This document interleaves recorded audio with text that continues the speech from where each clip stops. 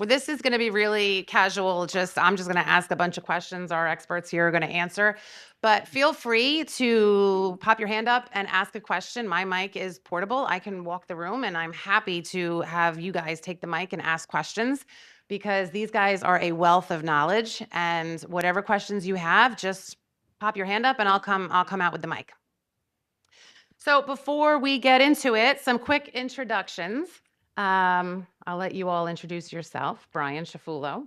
Hi, I'm Brian Chiaffulo from FFL Guard. We are a attorney-backed compliance program based out of New York. We've been helping FFLs for the past 18 years and looking forward to meeting and chatting with y'all. And Travis? Jumping sorry. around. You're out of order. Calm down, Jamison. Travis Glover. Excuse me. I'm with Silencer Shop and 4473 Cloud. Been in the firearms industry this is my 31st year in the firearms industry. So been around a while. Most of my career was spent on the compliance side of the business. And I still have my hands in the compliance side. So good to see y'all and look forward to chatting with you. Your beard was a little shorter in that headshot. You see the picture? That headshot is from like 2013. That is fantastic. Wait, you said 31 little years. less I gray. remember you when you were 6 years old working at Dallas. Yeah, I was about 6 years. All right, JB. I am John Bocker, otherwise known as JB. Anybody know me? JB, the JC crew? Anybody watch over there? There you go. Thank you. Anyway, we're FFL consultants. My partner is usually here, JC. He was here last year. He's busy today someplace else, helping one of you guys out of trouble with the really sticky ATF mess. So we own FFL Consultants. We're the independent consultants for the National Shooting Sports Foundation. Anybody an NSF member? Raise your hand. Stop by the booth. Hey, Rebecca, stop by the booth. We have something special for you guys. If you don't, just please come by. If anybody else wants to know about the NSSF, stop by. We'll talk to you all about the programs they have available. And we're the guys who answer your call when you don't have the right answer and you do not want to call the ATF. There you go. Yes. And last but not least, Jamie. I'm looking at Travis again. Well done, Michelle. Jamison Collins, run the sales team at Fastbound. We're a firearms compliance software company. We help with your A&D book, your 4473s, making sure that when the ATF shows up, you guys are comfortable and confident that everything matches and is what it needs to be. We're also backed by FFL Guard, so whenever we have new releases, we work with them to make sure that it meets all the regulations. All right, so we're going to jump in. So first, we're going to set the stage. We're going to talk about the new compliance landscape. It's obviously no secret there has been a lot of political change this past year. And so the question here is, and you guys can just chime in and whoever wants to take it first. How has the ATF's approach to compliance inspections changed recently, especially with the zero tolerance policy now going away? It's been a lot friendlier. We've seen it a lot friendlier, JB. And we're the guys, and Brian. Now, full disclosure, we all work together, just so you know. So if you call one of us, we might say, "Oh, call some." Like we are actually, as an industry, I want to say through Celerant and as partners, this is like a one-stop shop. So you guys are really lucky to be part of Celerant to be doing this, and we know that, and we work with you. But anyway, we do all work together. Brian and I are the guys out there doing the inspections at the member locations. We're there. We're like the CPA that comes in before the IRS shows up. Most of you know that. We help you, very simply scrub and clean your records. Make sure they're ATF inspection ready before they show up, so you don't get in trouble. We don't want to use all of those programs, to defend you if you have to go sit in front of the ATF and explain why you have violations or didn't know how to do something or didn't do anything right. So the inspections are as frequent, as fluid as we have seen since December and November. They're not slowing down. The only thing the ATF was told to do, they got a directive internally not to participate in training sessions, not to have any public events like webinars, not to do anything new like a new 4473 yet, but they were told to go out there, keep and maintain momentum on inspections, and then not allowed to have any ATF revocation directive hearings with your adverse action. Meaning if you got a bad inspection, they have to write it all up, present it to you, and then they can't do anything yet because no one knows yet what to do, right? Right. There's nobody, Dan Driscoll, who's a great guy, the new acting director of ATF, He's a great guy, but he's also he's U.S. Secretary of the Army. So he's got his, all these guys working under the new administration have a lot of hats on. So everything's on hold, but don't think you can take your pedal off your foot off the pedal with ATF compliance. They're out there. I think I have 7 or 8 inspections going this week with dealers Yep. around the country. Brian and I were talking, he's as busy as we are. And the question, they're out there and they're still picking on all the little things. Specifically, somebody was mentioning to me serial numbers of guns. Serial numbers. I mean, if you've got a bad serial number, you're in trouble. Okay, you're going to get written up. So beyond that, they're still being nice when they visit. They're still saying sign here when they leave, but then you don't hear anything. And we're a little bit worried about that. We're a little bit worried about this whole next step, which is there was the zero tolerance process, but is now repealed. That is definitely gone. That's definitely not a zero tolerance problem, but it's back to where it was 5 years ago. And they're being more informative and educational when they're there, as opposed to it being more of an interrogation. During the Biden administration, people just felt like they were being straight up interrogated when ATF walked in. And now they're being a little more helpful. And one thing I want to add to what JB said is they're working very close to where their offices are. They're not paying for overnights and mileage and things like that. If you're close to a branch or a field office, they more than likely are going to hit you if you haven't seen them within the past couple of years. And I'll just add to that as well. So what we're hearing is exactly what you just said, JB, which is they're not taking immediate action, but they're not doing anything. So again, and here's the other thing to remember with ATF. Sure, Trump's in office. We have a friendly administration. But if that flips in 4 years, you're going to be right back in the same situation we were in, right? So ATF's beholden to whoever is in office. So compliance shouldn't be something you worry about who's running the in the White House, right? It should be something you're worried about every day, period. Who cares who's in the White House? If you're doing it right, it doesn't matter if they come in to do an inspection, right? So the joke in our business is the budget cuts did affect the ATF. A lot of people, if you notice, or you've been watching, some people were forced into retirement, which we were fully supportive of. Some folks who weren't 2A friendly. But to Brian's point, they are staying local because their budget got cut too. Come on, come on, hear it. Come on, clap.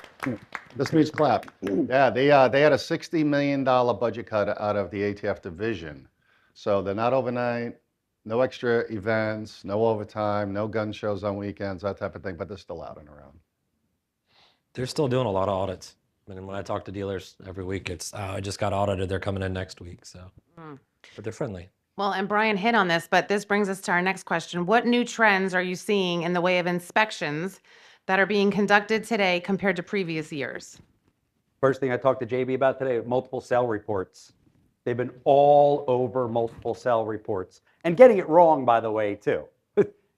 Why wasn't a multiple cell report filed on this? Because it was consignment guns that went back to the same person that brought him in. It's the first instruction on the form, Mr. IOI.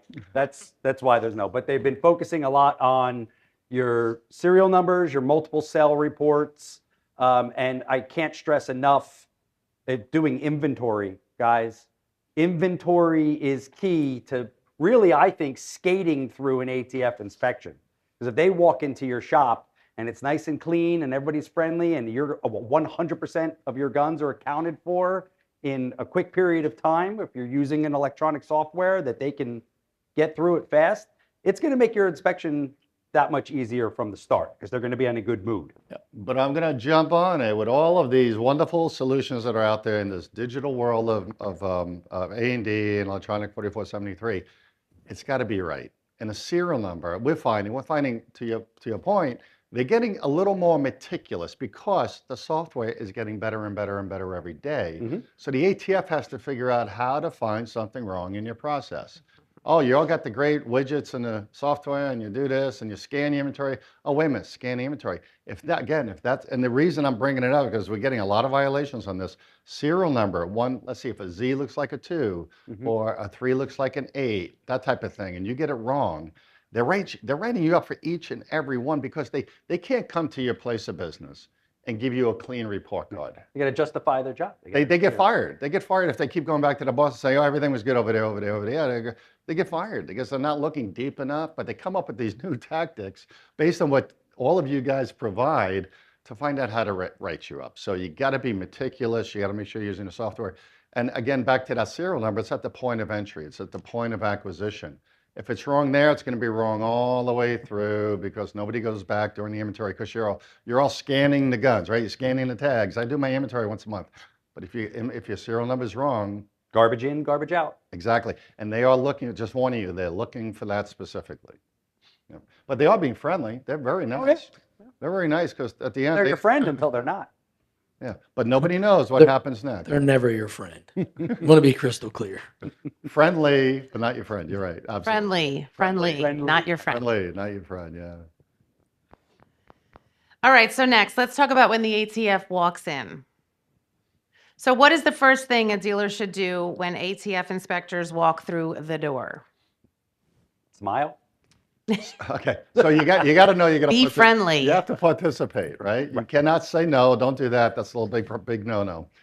You got to welcome them in. The RP does not. The responsible person does not have to be there. Okay, we get that call. Big misconception. Yep. But yeah, just somebody in charge. Somebody. Here's the biggest problem you'll have, aside from being friendly to them. Find them a place to sit. Don't put them in the back hot corner or cold corner of the warehouse. Don't do that. Put them in a place where they'll be able to work for a day or a week, however long they're there. But make sure you get their information. Get their card before you call one of us and say they're here. And here, sitting as Celerant members, I'm going to open up to you. The NSS is going to be mad for me. But call us. We're not going to charge you to call us if the ATF inspector shows up.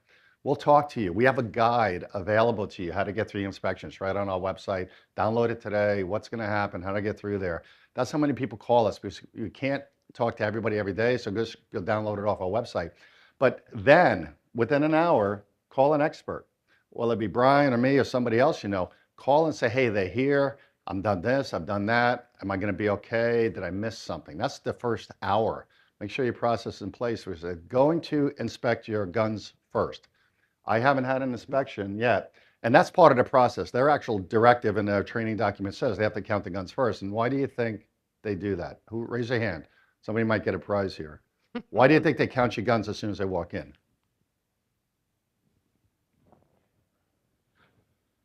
Because that's the easiest place to catch you with your pants down. Boom. With non-acquisitions, late acquisitions, late dispositions, boom, you're burnt, right? Or guns, guns sitting around, not logged in, because you could fix that tonight after they leave, right? You could do a fast inventory, get everything cleaned up if you stay overnight. We have people that do that. That's why you got to be ready that's why they count the guns as soon as they walk in. But then call an expert, get ready, because after they finish the inventory, they're going to be doing all your paperwork.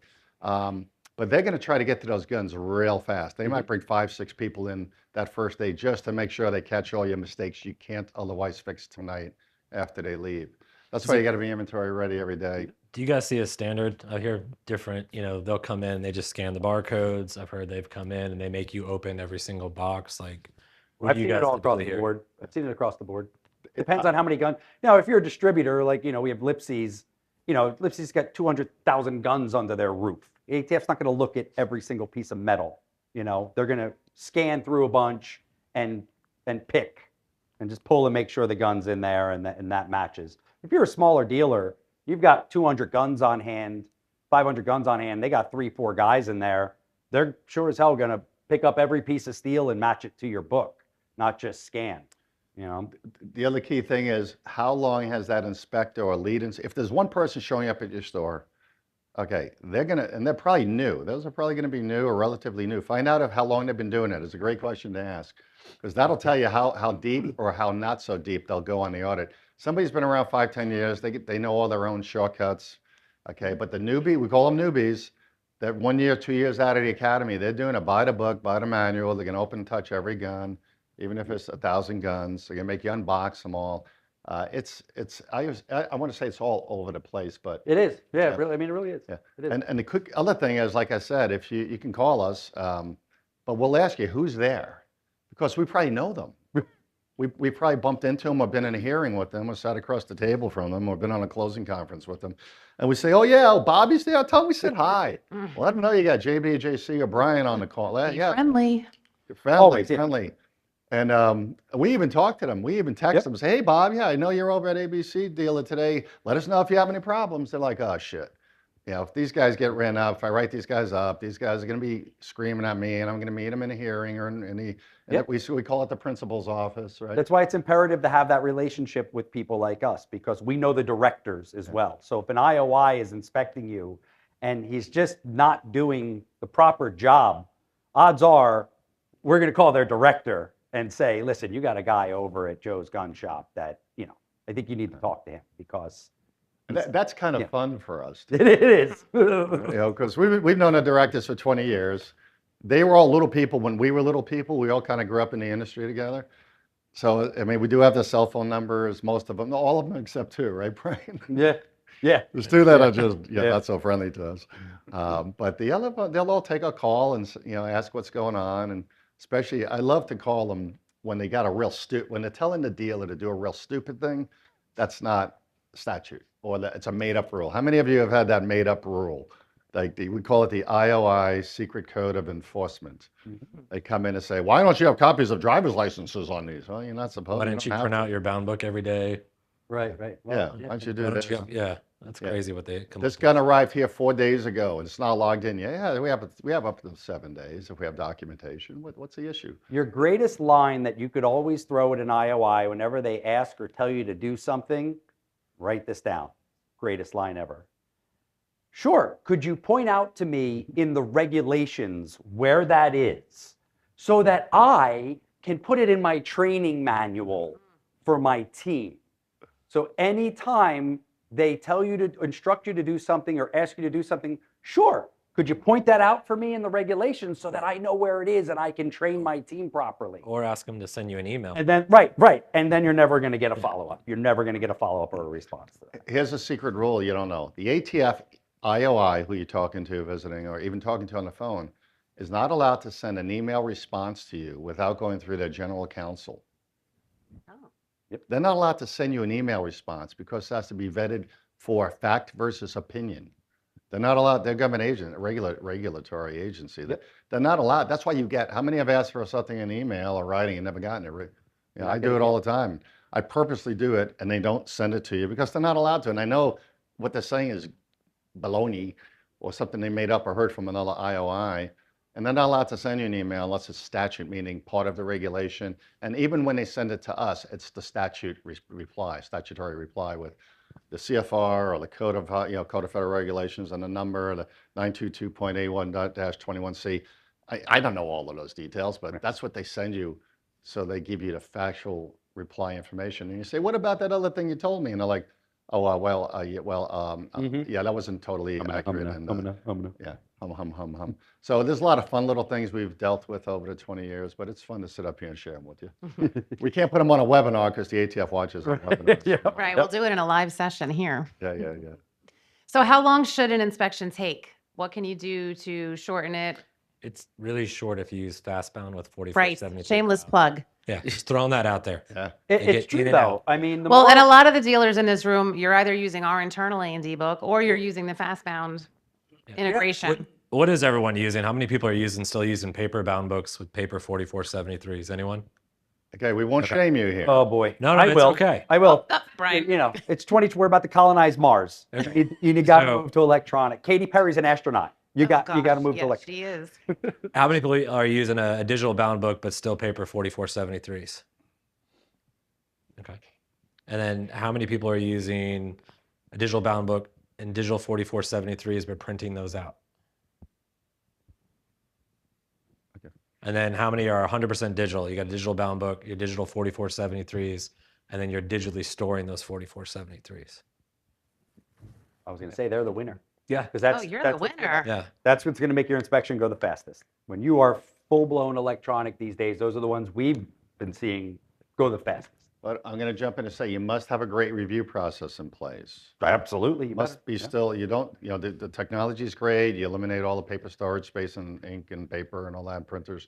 But we've had some that missed that second review. The audit review internally by your team is critical in that regard. And the ATF knows that. They're going to walk in, and they love the technology. When they walk in and you say, I'm electronic and I'm whatever system you're using, they go, because right away there's going to be less errors. They know that. It's proven. And we're big supporters of all of that.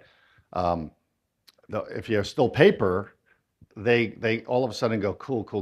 We got to look there. We got to look at the paper because there's going to be errors, right? There's always errors on the paper. Always. And it's been like that forever. But as much as the ATF doesn't approve or vet or direct what software to use, they do like software. We all know it works, all right?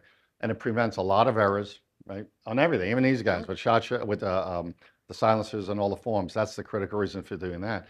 But they right away know, okay, we're going to scan or count the guns, like we were talking.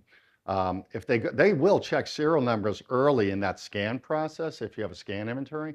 But if all the numbers are right, are correct, serial numbers are correct halfway through a scan inventory, they'll just, right? Sure. They'll expedite this. The word is expedite. They will expedite that part of the process. They're allowed. Do you like that? Yeah. Then they'll dig it. Now what they're doing, and they started doing during zero tolerance, is we used to wait to do the inventory and then tackle the paper. Now they say, oh, we're going to do these 3-4 people scan the guns or count the guns, and you guys go start the paper. All on the first day, on Monday or Tuesday when they show up, because we know what happens that night after they leave that first night. We get to look at the paper, right? Well, they know we're telling you guys that. We call it a preview. You should preview your 4473s before the ATF does tomorrow. That's all I'll say about that here, right? But preview them so your errors and corrections are all fixed and corrected before the inspector sees it. You're allowed to do that. You're allowed to update your A&D. Do you guys know you're allowed to update your A&D book at any time in life prior to the start of the inspection? A lot of people will say, oh, if they show up today and I got an error in my A&D book, I can't do anything. Yes, you can. Prior to them looking at it and finding an error, you're allowed to edit your A&D book. However you guys let that happen. We track that. Yeah, with notes and whatever. Yep. But as long as that serial number is right before they look at it, you're good. Even if it was wrong tomorrow and it's correct today, you're good.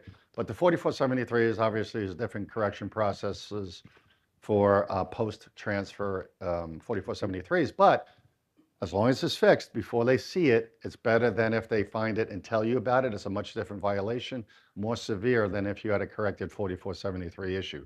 So, again, we hold your hand, right, Brian? We hold your hand as soon as they show up. Don't forget to call your expert, your consultant, and get a partner, and we'll talk to you every day, every hour through that inspection process.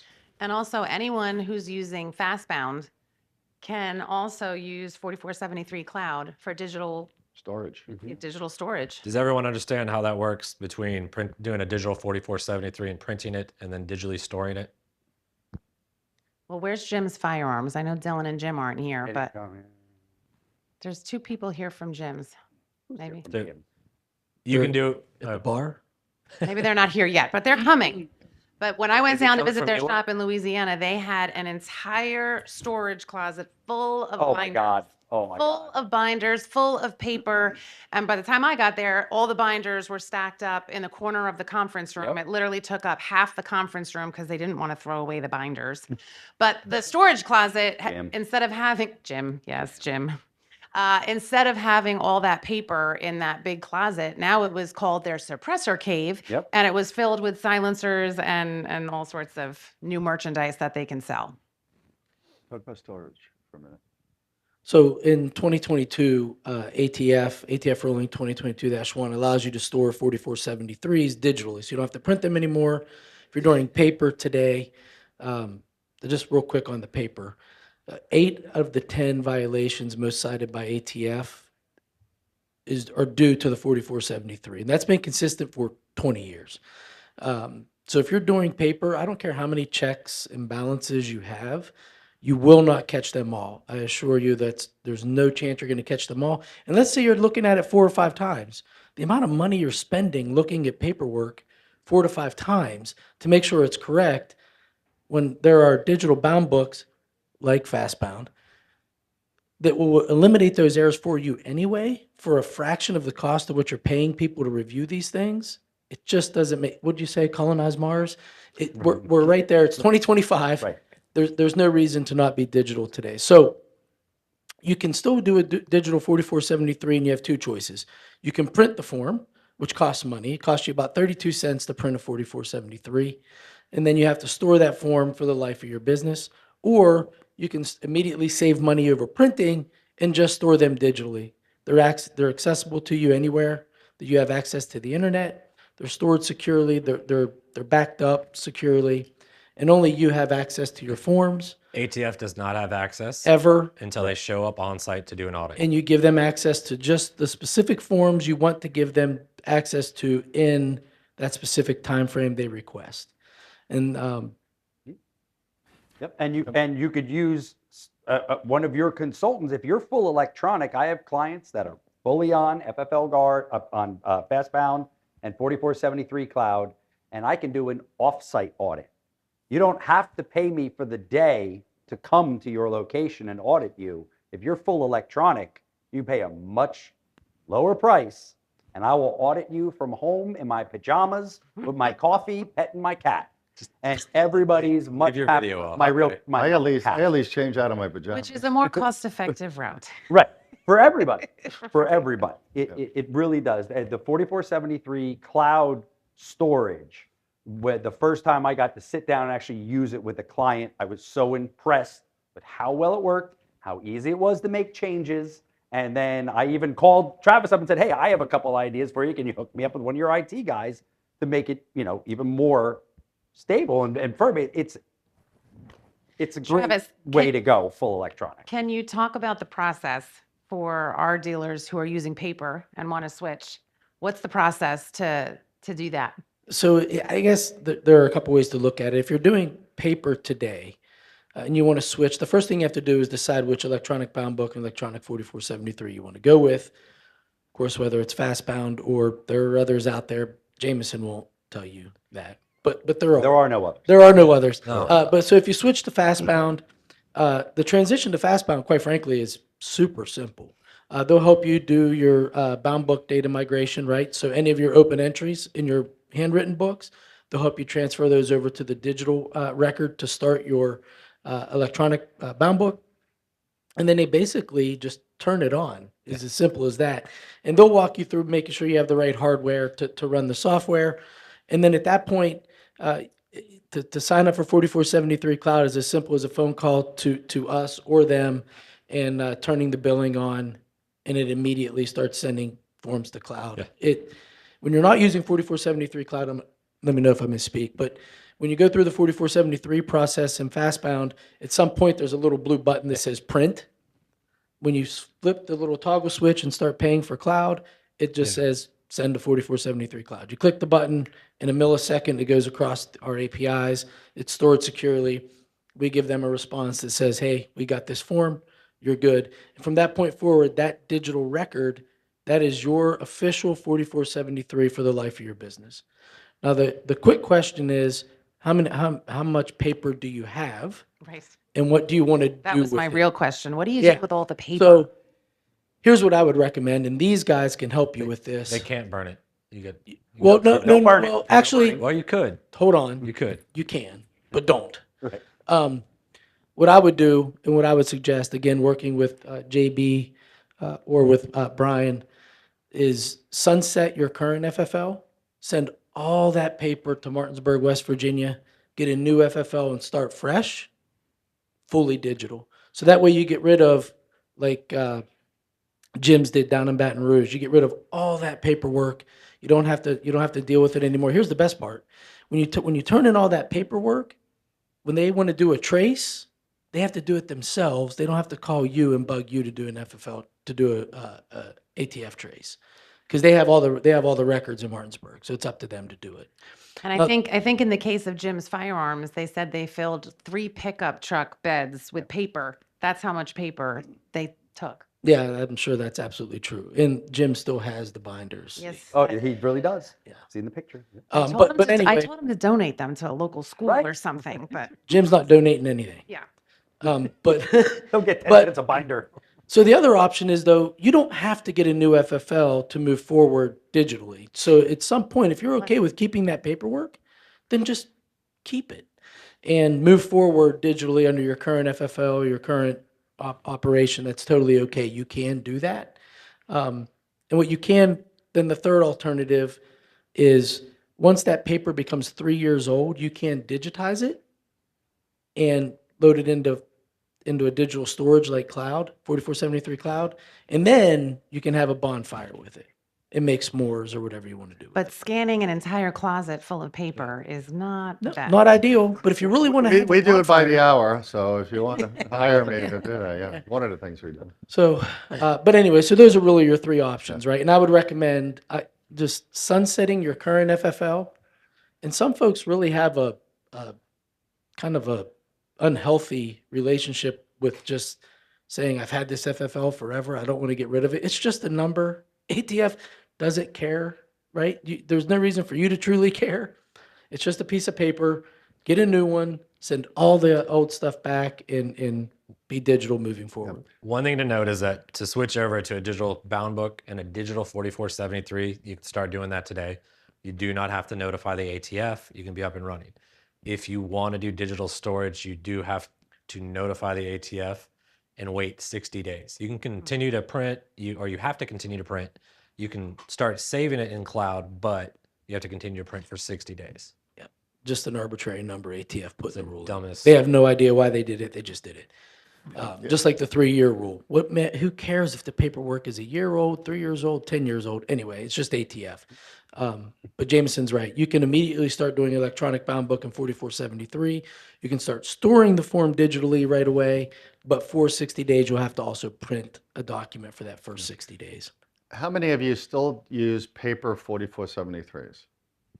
Okay, The whole room. so we've except done, Dave's. okay, so we've done literally, Brian, I think I'm going to group you into this.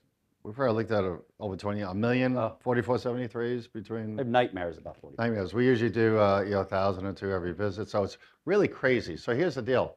How many of you would like to stop worrying about expiration dates on IDs? How many of you would like to stop worrying about the second signature in box 3132 on recertifications? How many would like to stop worrying about box 23, which is today's date when they I sign? was just going to say, how about Versus today's they put date, the right? date of birth again. USA. Okay, everyone of those are critical errors. Critical errors for revocation under the zero tolerance program and continue now as major errors under the current process. Those have not changed. Imagine never having to worry about double and triple checking. Those are in the top 10. Those are in the top 10. All right. Fastbound blocks those. Yeah, So. Yep. yeah. So Shameless all plug. of these electronic 4473s we're talking about, the process, I'm not plugging Fastbound. Whatever vendor you decide, you need to move towards the cheapest Fastbound and the best Fastbound that prevents you from and your customers from making those mistakes. They require the state ID. They require somebody to be over 21 to buy a handgun. The software does all of that for you. Your process, and say you're not getting that second review on a paper 4473, you do worry less about it because you know the software is doing that piece for you up front. And military sales. Military sales. Active military. How many times do you get into, what's what's supplemental? What are the PCS? So it walks you right through it. Which address do I use? Is it the base that they're...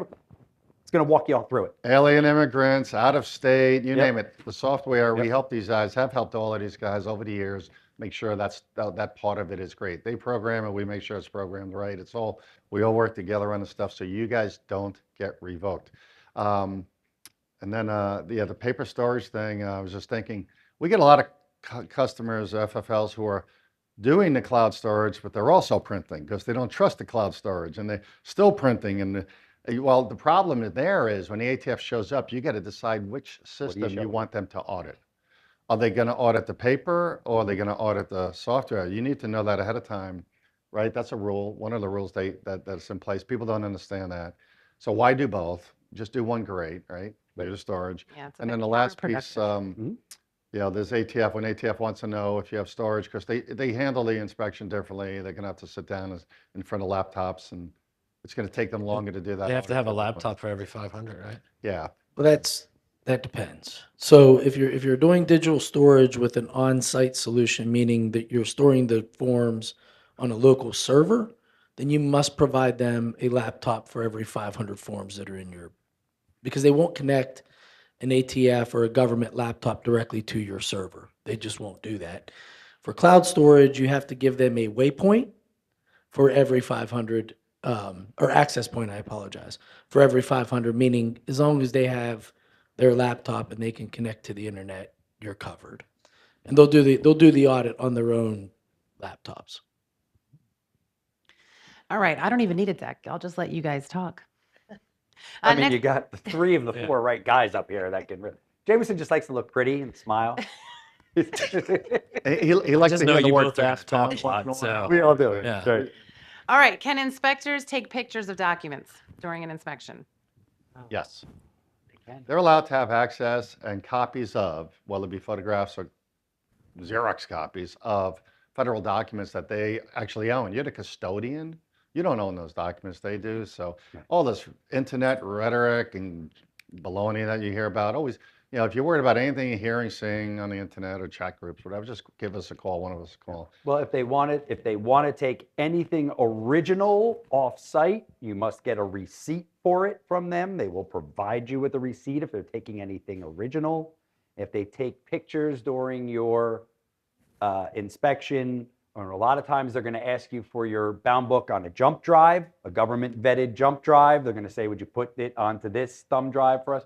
You must make sure that they destroy that We usually tell them no. when it's over. Yeah, we tell them, our advice is no, because that's not a requirement, that's an Right. option.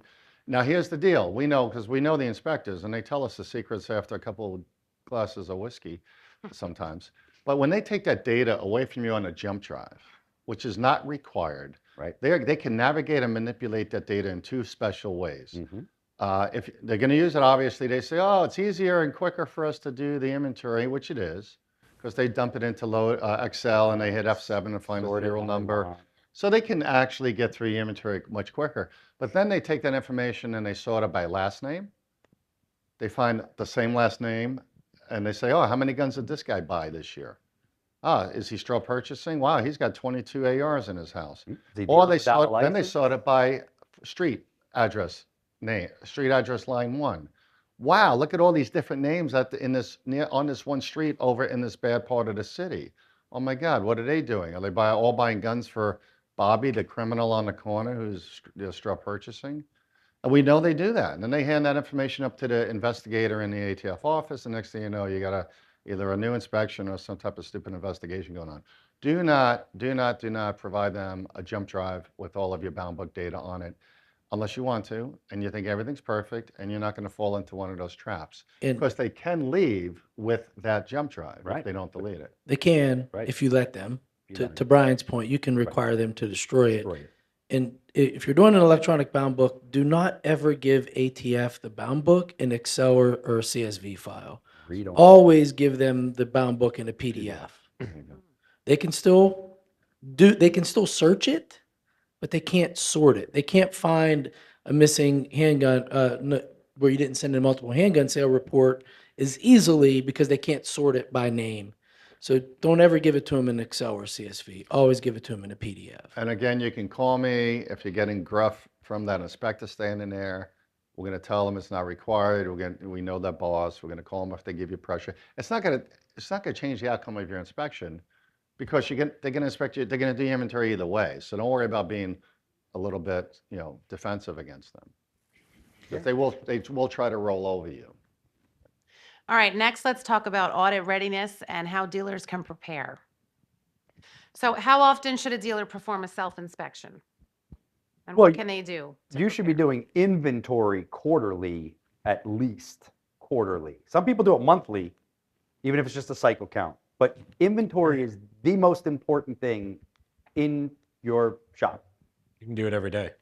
Yeah. There's no reason you have to do a full inventory if you have the right solution. You can Correct. go count 20 guns, leave an audit trail. At least that way you counted 20 of your 1,000 guns and you put Yep. your hands on it. Yep. Inventory, make sure your license is hanging, make sure your SOT's hanging, make sure your Youth Handgun Safety Act poster is hanging, make sure the Youth Handgun pamphlets are on your counter, or you're stuffing them right into the boxes when you're acquiring the forms. But nothing is more important than inventory. We actually have a guide available to you if you go to fflconsultants.com. Yeah. If you call me and say, ATF's here, what do? I say, go to fflconsultants.com, forms and tools tab right at the top. We have a guide of 7 pages. And we created it, JC and I created it, especially for the beginning of zero tolerance to keep you guys out of trouble. Read that, it takes 20 minutes, it's self-explanatory. Everything Brian just said, the process we've been talking about, what they're gonna look for, the key violations they're looking for.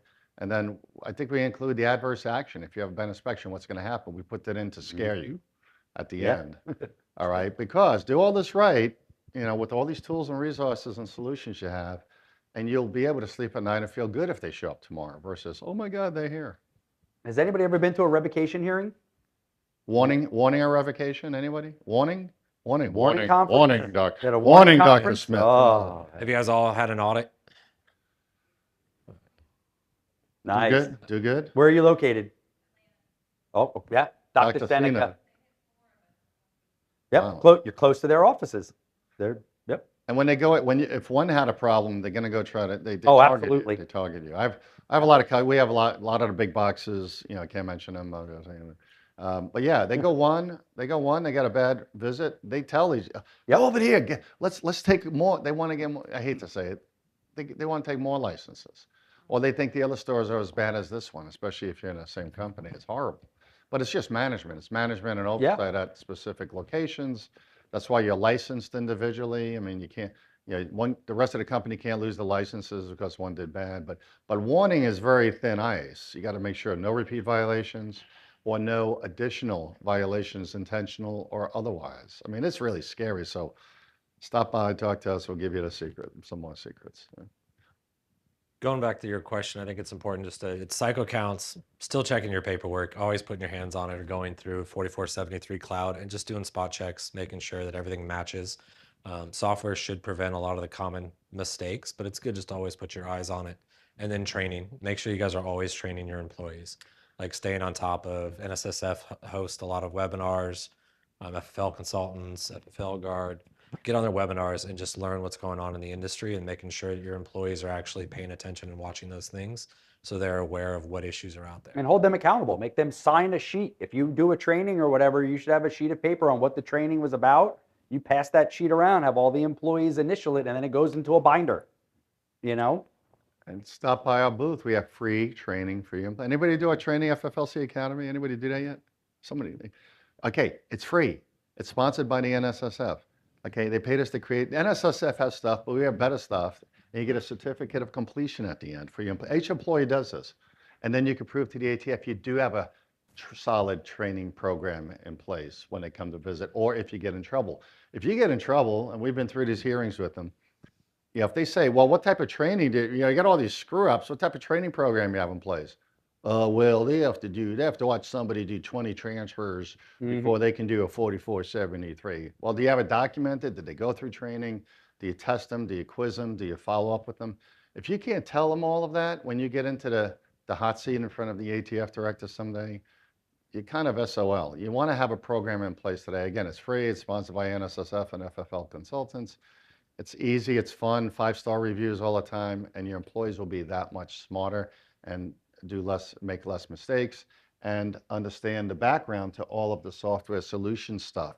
Even though you might have software in place, your employee just knows the software makes that happen right. Well, we explain why it's right, why it's required, and what purpose it serves. That's the most important part of it.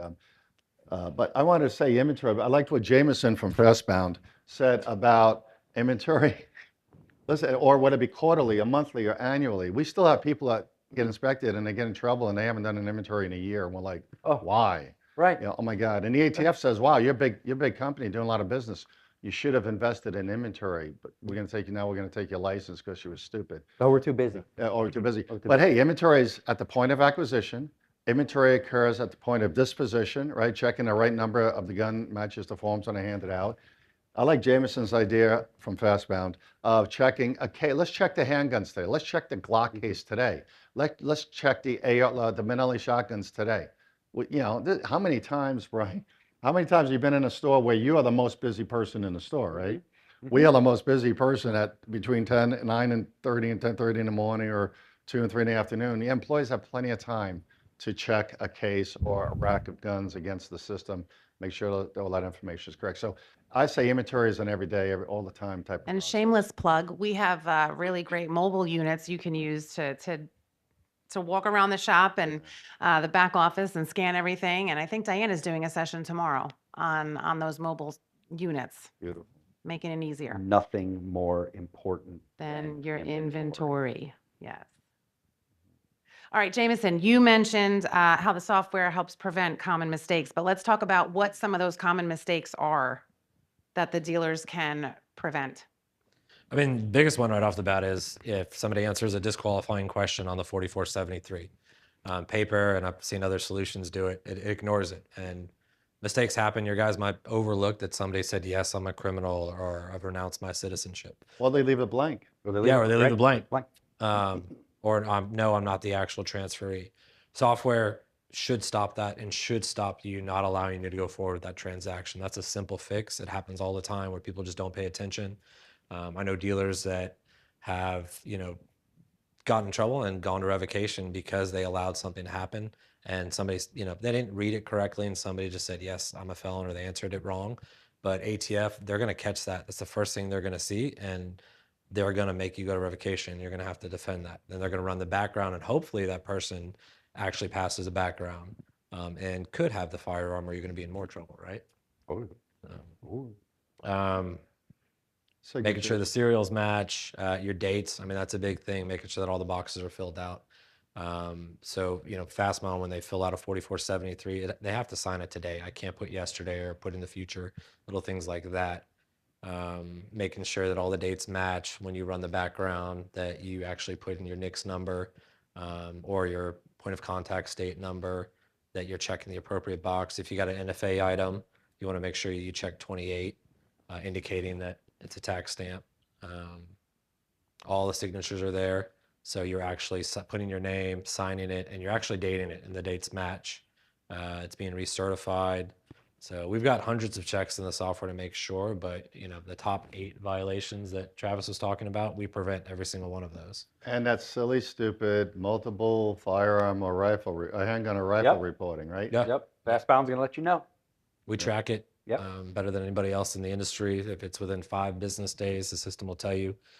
We email it to the ATF for you and your local Clio, and we track it to make sure they received it. So We've actually saved gun dealers from revocation because their system keeps track of all of that behind the scenes, the transmission date of those forms, when either you can't find them or they got detached, they weren't attached to the 4473. We have proof in the Fastbound system that they was created and sent, which is cool. There's nothing worse than when you go visit somebody who's in trouble. They call us when they're hot. So we're a law firm, so you join with us first. You can join when you're hot. That means you've already gotten in trouble at your inspection. So if you come in hot, there's nothing worse than when you send me your ROV and it's like 17 pages long, and I literally have to say to you, if you had Fastbound, you would have never had any one of these violations. Fastbound would have caught every single thing that you were violated for. And it was just because they didn't want to spend, $29.95 a month for their bound book. They wanted to stay on paper. we've streamlined it. I mean, the buyer can scan their ID. You can scan the ID to verify, make sure the information matches. Really, like if you misspell your county, that's probably the one mistake you can make on the form right now that we're working on. But we don't allow USA, we don't allow county, because apparently people think they live in county or country. United States. Yeah. United States. United States. We've had United States, and we've had every state, and then one of our dealers went through an audit, and apparently they had 2 people put county in the county box, so we've gone ahead and updated that. So county and Mexico are no longer allowed. Well, you're tickling my mind here. But nobody's going to ask about this, but yes, it is a violation if your customer misspells the city of their place of birth wrong. Can you believe? So again, I told you, as the software makes everything much better over the years, now the ATF's going after misspelled cities of place of birth or misspells address cities. Or abbreviated. Yeah. Well, Brian, talk about gyms Or- because abbreviated. someone spelled Baton Rouge wrong, Yep. and They got trouble. You can't abbreviate. We had a client in Phoenix. They got hit with 87 violations because they were letting people put PHX. Atlanta's another one, ATL. Yep. People like to just put, hey, we're from the ATL. I've been doing can't do it on the form. I've been doing training and walking ATF through Fastbound just so they can see the tools that we're giving you guys. We want them to appreciate and understand the software. And the only suggestion that I've gotten is that we should make the font on the 4473 blue so it's easier for them to inspect. Yeah. I've gotten that We from don't, we Chief like and everything another black. Oh, by the way, office. that's a good one. Never use blue pen if you're doing paper. Don't use any blue pen. Just don't use blue pen. Use black pen. Black. Does everybody know why you use black on all the black forms? It's harder for the inspectors to catch errors and for their eyes and their brain, just like us. When we come through, you'll be amazed at how fast we can look at the forms because there's a certain process we use.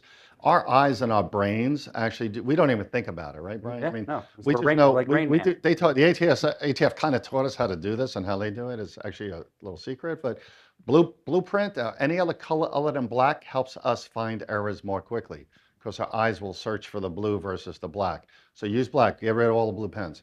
The other one here's a test, raise your hand. Raise your hand if you think Puerto Rico, on a place of birth, if I'm born in Puerto Rico, raise your hand if you think it goes in the country section. Country for Puerto Rico, right? Come on, really? All right. Is everybody You're all white? win. Country is a U.S. territory, so along with all the other U.S. territories, it gets listed under the city and state for place of birth. But guess what? You have to put the city in Puerto Rico. You just can't put PR. You can put PR because technically that's the abbreviation. That's it, right. But if you just put Puerto Rico, they're gonna ding you on that because you didn't put San Juan or wherever else it may have been. So these little tiny things is what they're going after now. Just so you know, it's not the big things like address or name. It's all these other little pieces that we're not great at. All right, we got 8 minutes left, so I'm going to switch gears. If a dealer obtains their SOT for NFA items, does that increase the likelihood of intensity of inspections? It really doesn't. You're going to get inspected whether you have an SOT or not. If you do have an SOT, they're going to check really just one additional piece of paperwork, which is your ATF Form 3, which is your only proof that you were in legal possession of an NFA regulated weapon. And that information needs to match your bound book. But other than that, It no. needs to match your NFRTR that is on file with The NFA. NFarter. The NFarter. Yeah, the NFRTR, yes, it does need to match the NFRTR, but the NFRTR is actually never accurate. Right, I was just gonna say, right. It's never accurate. Yep. At any point in time in history, it's never accurate. So what you have in your possession better be on it, but the vice versa is not. And when they tell you it doesn't match the NFRTR, you got to call us because we explain to them why it's not matching. They don't. It's on their end always. Most It's always on their end. inspectors don't even like touching the NFA because they don't understand it. To Travis's point, that it's not accurate, but they think they know what they're talking about, and we have to explain now. So again, short answer is no. Getting your SOT, selling suppressors specifically, will not increase your likelihood of. What's going to increase your likelihood is traces. You're getting a ton of traces because you're selling, Tauruses and High Points and Skies, who are now out of business. That's where you're going to see your time to crime is what's the traces. If you're getting a lot of traces, you should be prepared. Yeah. And anyone over 10 years, if you haven't been inspected, you're on a special list for an inspection. Mm-hmm. All right, how do you handle a difficult inspector? Call these guys. Yeah. You call us. Exactly. Seriously, you call us, whether you're members or Celerant, whatever, just call us. We'll, we tell everybody your first call is always free, but we're here on behalf of the NSSF, I am anyway. And we're here to keep you in business. Without you guys in business, we don't have a trade association. So we'll talk you off the ledge, and then we'll talk the ATF inspector down, and then we'll call the ATF inspector's boss or the area supervisor director and say, what's wrong with Susie today? Can you help us out? So don't go alone. Okay. All right, so final takeaway, we got 5 minutes, and then if anyone has questions, we can ask a few questions. With all the changes happening at ATF, what mindset or proactive steps should retailers take to stay ahead and remain compliant? Biggest takeaway. Do your inventory and go electronic. So I'll go back to what I said at the beginning. Just because we have a favorable administration today, how you approach compliance should not change. It shouldn't matter whether we have Republicans or Democrats in the White House. Your compliance should be operationalized. You should be compliant every day. You should be inspecting yourself on a regular basis, whether it's daily, weekly, at minimum monthly. Inventory, 4473s, multiple handgun sale forms, all of your paperwork in line, and then, of course, making sure you're making corrections on those forms in line with the regulations. But make sure you're inspection ready every day, and then you won't. It doesn't matter if there's zero tolerance as much as it does how prepared you are. Inspection ready every day. We've been saying it for 31 years, right? Inspection ready every day. Rip the Band-Aid off and go digital. It's not that hard. I work with dealers across the country every day. I've got, you call them up. Well, I've got older guys working on my counter. They don't like computers. It's okay. Our support team can help you guys, help get them trained, get them comfortable using it. They can sit there and touch the touch screen and peck away at it. But at the end of the day, it's going to protect you guys. It's going to save you a ton of time and money and headache. And it's all you got to do is rip the Band-Aid off and get it done. And if you're interested in learning the Fastbound solution, tomorrow you're doing a demo, right? I think you have a breakout session. Yes.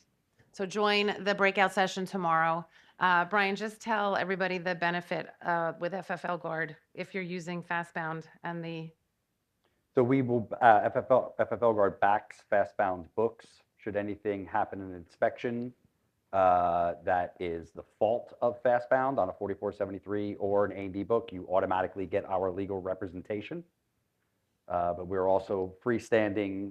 We also say that if you're with us, you should also be with NSSF, because NSSF puts out the best publications there are out there, and they can hook you up with JB and JC quickly. But again, we're a little bit different because we are a law firm. So you have your lawyer built in when you're a member of FFL Guard. All right. We are almost at time, but does anybody have a question that they wanted to ask? You can visit their tables too. They'll be here tonight, tomorrow. Oh.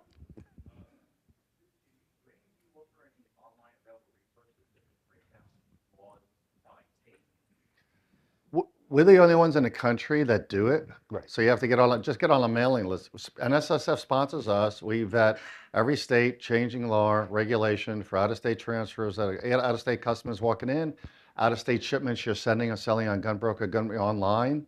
But you got to be on our website. You got to be on our mailing list to get it. And I say sign up now, because in the future we might be charging for that. It takes a lot of effort, time, and research, and our lawyers have to look at it to make sure, because we're providing that to you. But we also just set up, honestly, the training curriculum for Colorado State, because they passed a law that said all of our employees who sell guns have to be trained. And so our training site actually has a Colorado training site on it. We got the contract, and we do it for free. NSSF does a lot for you guys. Yep. Whether you know it or not, it's a trade association, so that you stay free of any liability, and you're compliant in everything you do. So just sign up on our website or stop by my booth. It's called the Restricted States Guide. And I'll add also, we host educational webinars pretty often, and everybody on that stage is typically on our sessions that we host. We have one coming up the end of this month, I think. So if you haven't joined those sessions, I encourage you to register and join. You'll get sent the recording, and they talk all the best practices in those sessions too. Mitch? Yeah, I have two questions. One's probably mainstream and one's a little more obscure. So mainstream question, do you have a perfect hardware solution for Fastbound for customer facing? Like, this is what everybody's buying, this tablet keyboard or this Surface book. I mean, obviously you can use almost anything, but it's 50-50. So we can, it's 50% iPads, 50% Chromebooks. So it really depends on your setup. You can use a Bluetooth barcode scanner. Chromebooks are cheaper than iPads, but iPads are it's a Mac.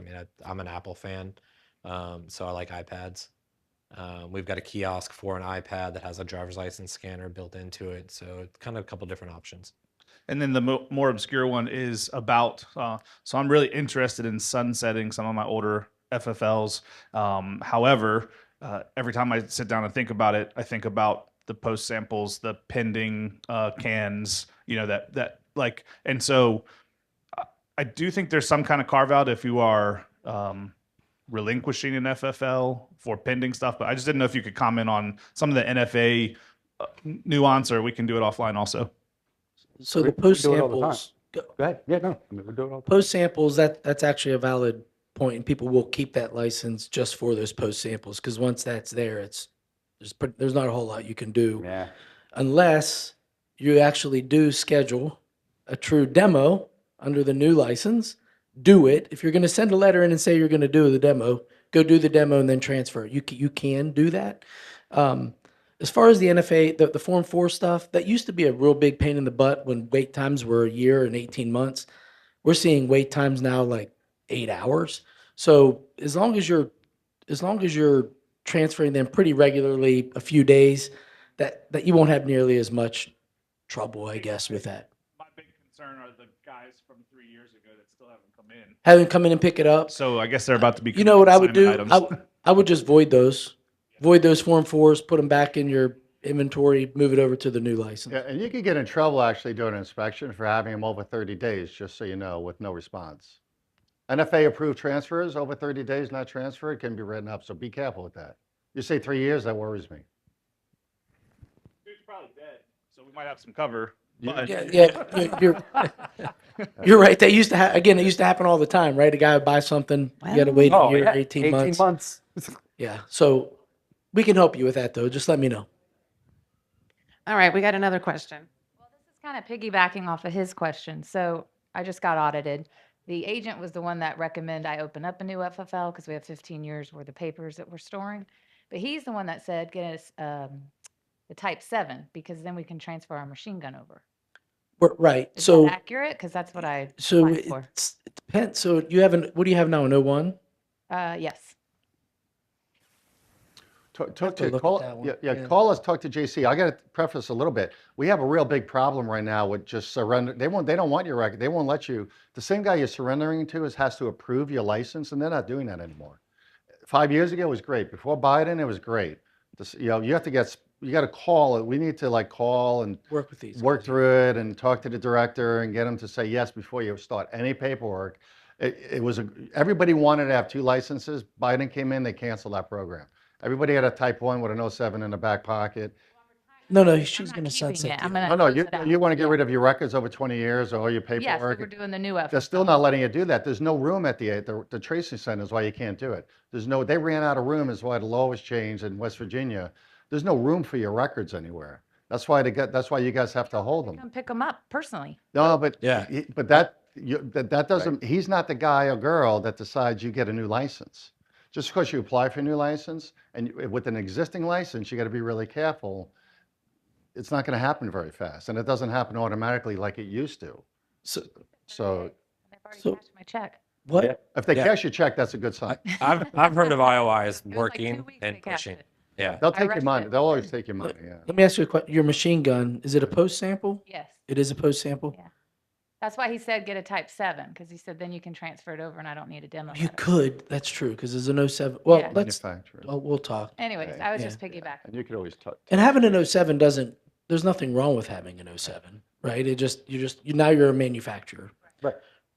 But you have to submit the There's a report. tiny little bit of piece of paper, like part of the boundary process, but don't worry about it. And then you do have to register with DDTC. Yeah. But anyway, yes. But as far as just for the machine gun, that would most likely not be a problem. Yeah.